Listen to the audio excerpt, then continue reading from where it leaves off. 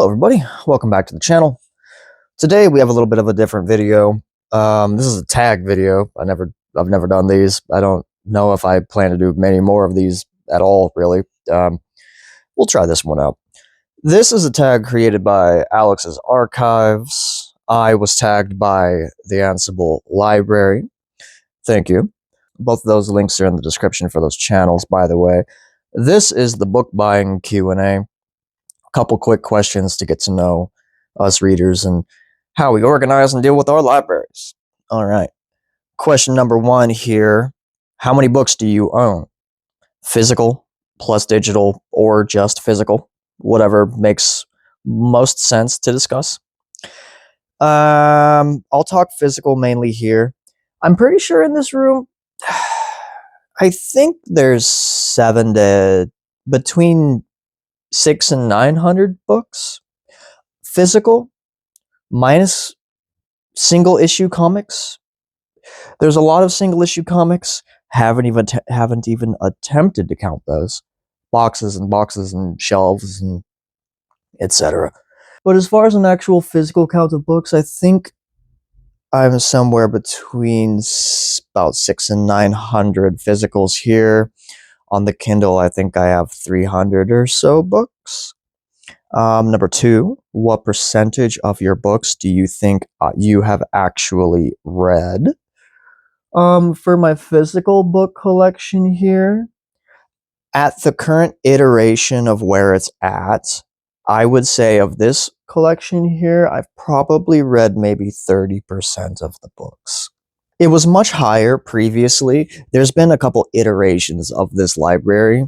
About 5 years ago, I actually downsized to about closer to 50 books. And then now I've been buying a lot more. I've read a lot of books that I don't own, and I own a lot of books that I haven't read. So that's kind of where it stands at the moment.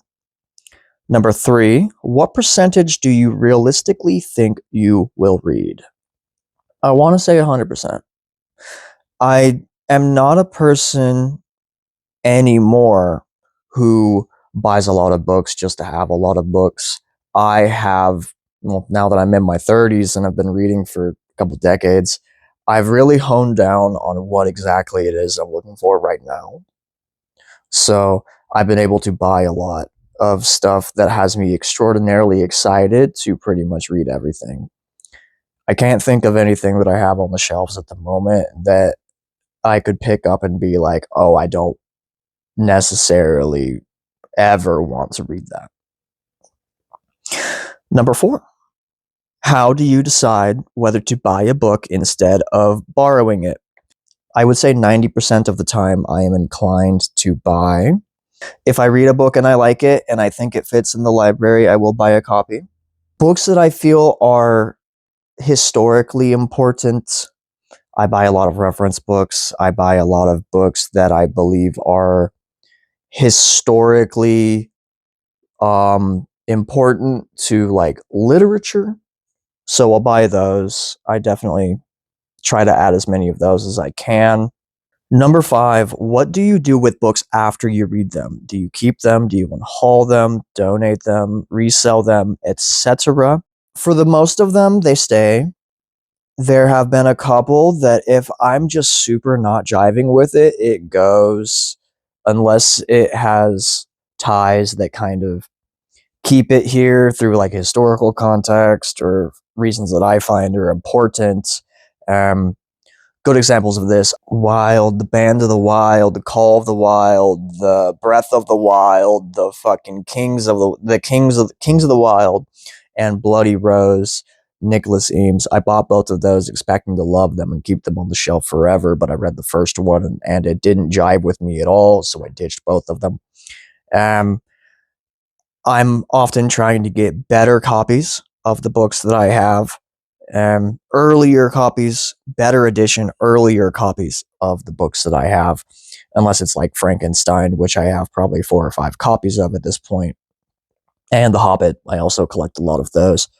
A lot of the time when I'm getting rid of the books, I'll try to donate them. I will try to send them to the little free libraries or local used bookstores. Um, Number 6, what makes a book worth keeping on my shelf? Favorites, references, aesthetics, identity. I kind of just went into this on the last one. I like to keep things that are historically relevant. I have a lot of old science fiction books that aren't really in print anymore. I'm more inclined to keep things that are in translation and that are not necessarily easily available to get otherwise in English. I like to keep a lot of those. Number 7, do you use an e-reader? Yes. And if so, has it reduced your physical book buying? I don't think it has reduced my physical book buying.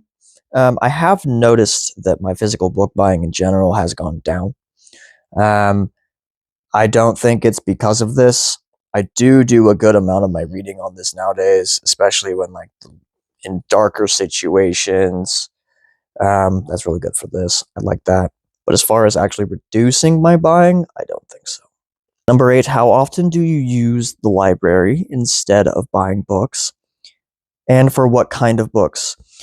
I used to use the library constantly for the ebooks, for Libby especially.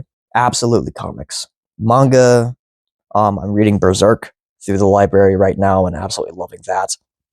I recently read Blood on the Tracks, all 17 volumes of that manga. It was extraordinary. Um, the library is excellent for comics. And it's especially good because I'm not the hugest manga guy, really. I'm very picky, and at least 60% of the time I pick up a manga to read, I end up not liking it nearly as much as I thought I would. So, having the library as the resource to read the manga to figure out if you actually like it and then be able to buy it after that, that wraps a couple of those answers into one.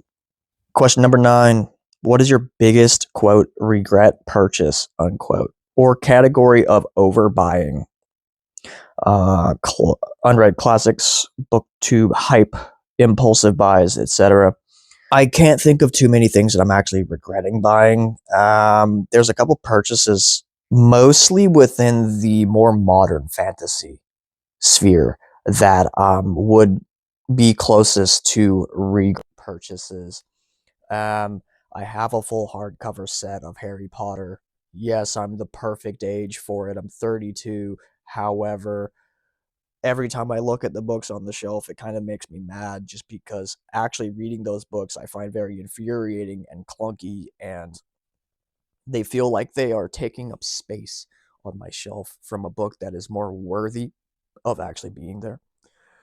I understand that's just a personal style thing. I'll mention again those Nicholas Eames books. I don't regret buying them, but the moment I read them, I immediately got rid of them. There's some Brandon Sanderson stuff on here. It's not my style of fantasy. I am a classic fantasy reader, and all of this new hard magic shit I have zero interest in. So that was kind of a regret. I hear the stories are good, so I can't necessarily regret it too much. All right. Very last question. If you had to cap your library at a fixed number, say 100 books, how would you decide what stays? Thankfully, I have no interest in capping it at that low. But if it was to be capped at a super low level, my Stephen King books would be the first in the list. So that's going to take up the majority of the 100. I definitely would probably just stick with my Stephen King's and perhaps my Library of America collection up on the shelf. I would definitely say that. Luckily, I don't have to cap myself to that, so a more realistic cap for me would be like if I had to cap it at 3,000 books. That's more likely to me right now. Actually, probably about half of the fantasy section would be going. Um, I love fantasy. I was raised on fantasy. I didn't read anything except fantasy and horror until I was about in my 20s. I lived in it for so long. There's so much good stuff, but there's so much mediocre, really. I'm sure that's the same with everything. That's my 10 answers. Let me know what you're reading down in the comments. I'm not going to tag anyone in this. So, cheers.